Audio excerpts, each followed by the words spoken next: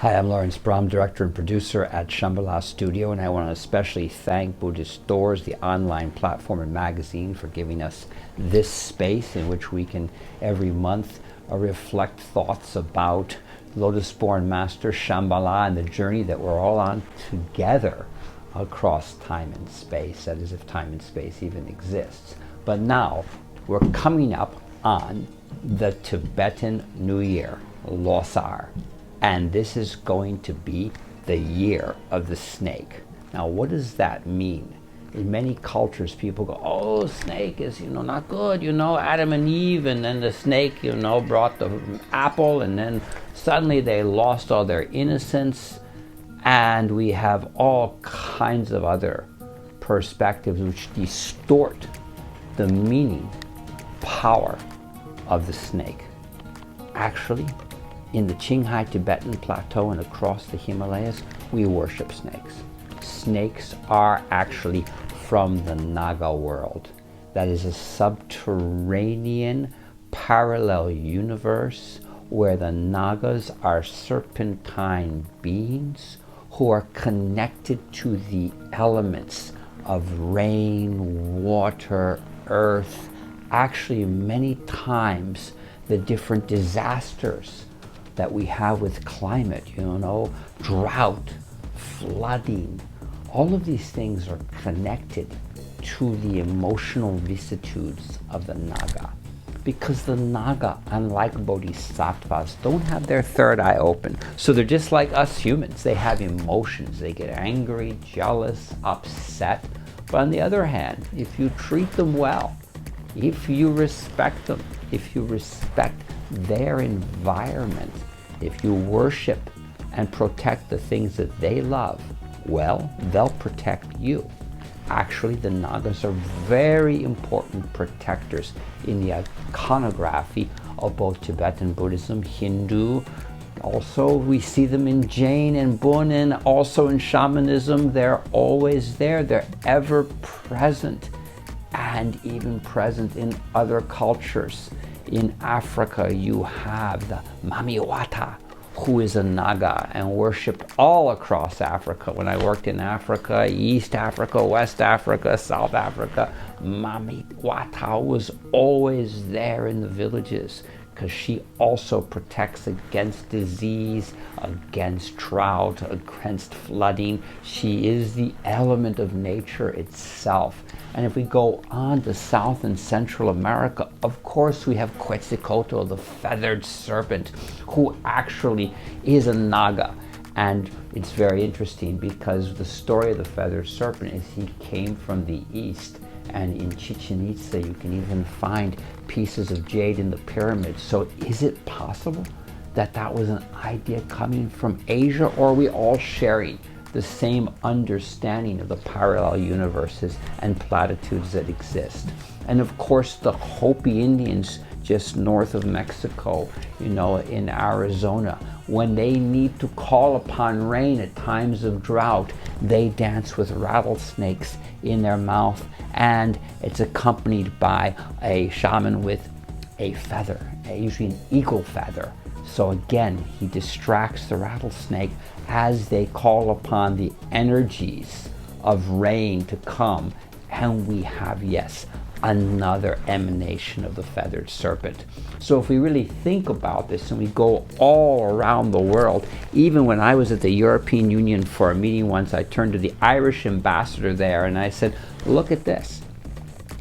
Where's it from? And he goes, oh, that is an ancient Celtic bracelet. You see, it has the two dragons on it. And I said, sorry, this is not Celtic. This is actually from Bhutan. It is a classic Himalayan silver bracelet with the two dragons, or you could say these are certainly water dragons with the long, elephant nose, or partly related to the Naga family.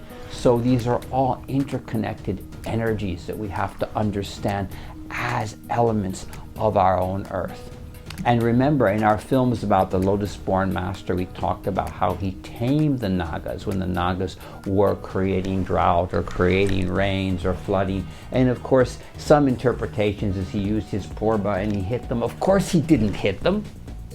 He used the purba to alter the energy field because he understood that the Nagas could be pacified only by addressing whatever it was out there that was intrusive in their environment, because Nagas love pristine, pure environment. So if we now want to think about this, not just on a spiritual level, but a purely academic science level, we can say that all of the natural disasters that we see right now, the droughts, the fires, the rain, the flooding, all of these things that are basically effects of climate change are effects of our own human intrusion into the environment, our own abuse of the environment, our own over-extrapolation of resources from this very, very delicate biosystem on Earth.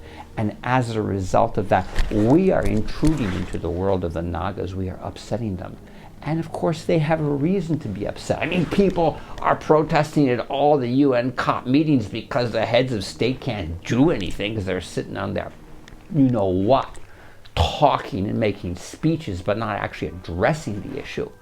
And so, of course, the Nagas are going to address it themselves. And that's why we have these disasters. If we actually can resolve the climate issue at its root, by having transformation of energy systems and a better management of our own resources, well, I think the Nagas will be quite calm and be very happy once again. So this is really how we have to understand the multiverse level of everything. Everything can be understood on a Nirmakaya, Sambodhikaya, and Dharmakaya level.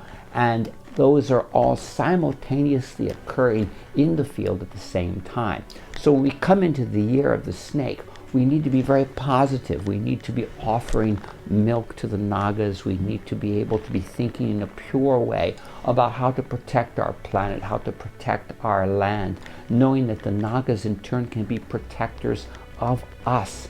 One of the most important stories of Naga protection, of course, is the Prajaparamita, the Heart Sutra, and all of this was being kept by the Nagas underwater in Kathmandu, where Manjushri had given them these sutras and they were holding them inside a lake at a place called Swayambhu today. Of course, Swayambhu later, Manjushri cut the lake with his sword and of course the water flowed out, but you can still see at the Swayambhu stupa basically it's just a pure little shape like a sutra. It's just shaped like a sutra. It is a pool of water, and said that the Nagas brought the Prajaparamita through that opening and gave it to Nagarjuna, which is why we have it today. We have these teachings today. So the Nagas are very important as protectors. And if we come full circle back to the story of Adam and Eve,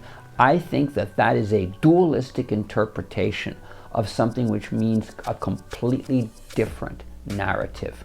Of course, the Naga has the apple. The apple is the fruit. We often talk about our achievement through meditation and through practice as achieving a fruit. It is also the jewel. The Nagas are bringing the jewels up from within the lake, and he's presenting it to Adam and Eve, who actually we need to understand in the purest form are actually the yab and yum, or the yin and yang together. Actually, there's no reason for this duality. There's no reason for suppression of sexuality. There's no reason for us to be thinking that this is some dirty thing and you have all this dualities that are created. It is about a universal love that's coming from the yab-yum synergy, the yin-yang synergy. And of course, the snake, the Naga, understands this and is bringing the fruit of the non-dual aspect of achievement. And so it's time for us in the year of the snake to not only worship the snake, respect the Nagas, appreciate the protection that they can afford us if we can be less intrusive into their environment, and in turn break down all these dualities that are separating us and dividing us across the world, and achieve the real fruit of enlightenment, which is our own realization that we, on this little tiny planet, are all one. Moreover, with the whole universe, all is one. So I was telling you, of course, about this bracelet. Actually, over my years of exploring across the Himalayas, I've collected a whole lot of these, and I want to show them to you one by one. This is one of the oldest ones. It probably dates back about 200 years ago. If you can see, it has, of course, the two dragons on both sides, and it is embedded with turquoise and, you know, other precious stones, and it's all silver. And then we have these other ones which are far more complicated.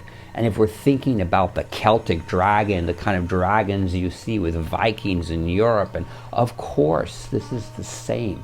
And it really says a lot about the interconnectivity of culture. In fact, the Celtic language is a Sanskrit-based language. Remember Tarakang? That's, of course, the place, the palace, or the hill where all of the princes of Ireland live. Well, of course, it's Tarakang. It is basically the Tara Palace or the Tara Temple.